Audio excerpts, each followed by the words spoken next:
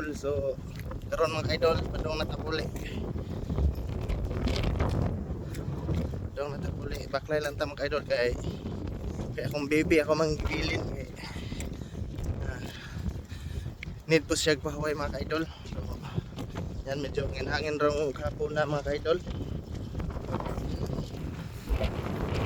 Hangin na tugnaw-tugnaw po. Adlaw. So time check mga ka-idol, 4:50. So yan. So tara to ato ang kanto ng barracks. So itong naiitom nga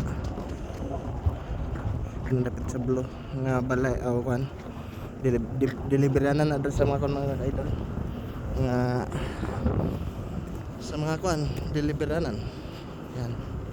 So yan idol, back to my self.